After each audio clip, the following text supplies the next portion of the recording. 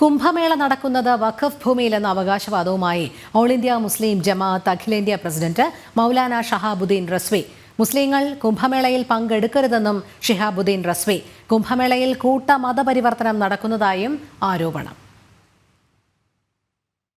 ഈ മാസം 13-ന് Maha Kumbh Mela പ്രയാഗ്രാജിൽ തുടങ്ങാനിരിക്കെയാണ് all India Muslim ജമാഅത്ത് തലവൻ മൗലാന ഷിഹാബുദ്ദീൻ റസ്വി വിവാദ പ്രസ്താവന നടത്തിയത്.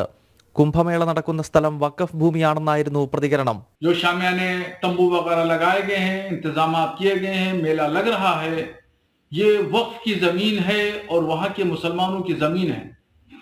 मगर दरियादिली देखिए मुसलमानों की कि मुसलमानों ने कुंभ के मेले की तैयारियां, शामियाने और पिंडाल, रोड और सड़कें और फलंजों पर कभी मना नहीं किया कि यहाँ पे मत लगाइए.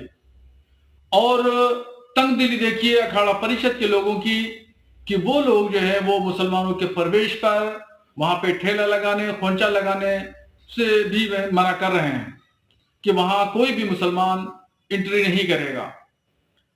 बड़ा दिल दिखाते हुए मुसलमानों ने इस तमाम व्यवस्था को कायम रखने के लिए कोई भी आपत्ति नहीं की और 55 बीघे की जमीन पर जो वक्फ जमीन है वो जमीन पर कुंभ मेला लग रहा है.